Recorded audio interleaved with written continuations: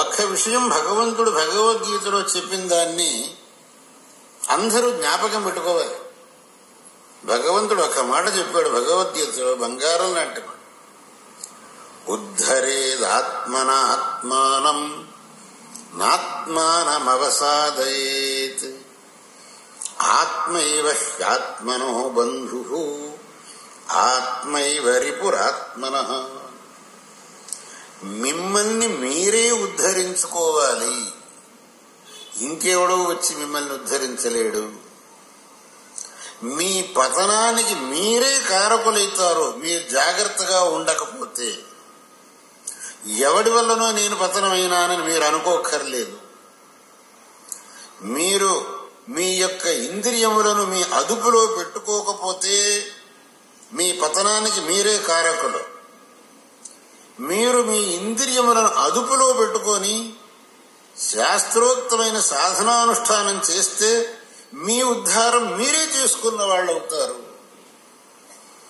కాబట్టి మీ యొక్క ఇంద్రియములను అదుపులో పెట్టుకోకపోతే మీకు మీరే శత్రువులు. మీ ఇంద్రియములను అదుపులో పెట్టుకుంటే మీకు మీరే బంధువులు. ఆత్మైవ హ్యాత్మనో బంధుః ఆత్మైవ రిపురాత్మనః. ఈ మాట భగవంతుడు గీతలో చెప్పిన మాట మనకు సదా మనస్సులో ఉండవలసిన మాట.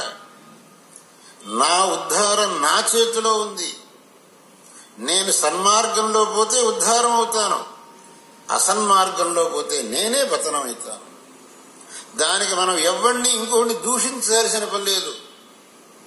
మనం చెడి మన యొక్క ఇంద్రియములను అదుపులో పెట్టుకోక మనం చెడిపోయి అక్కడ ఇంకొకరిని దూషించడం అనేది సర్వాత్మన అనుచితమైతుంది.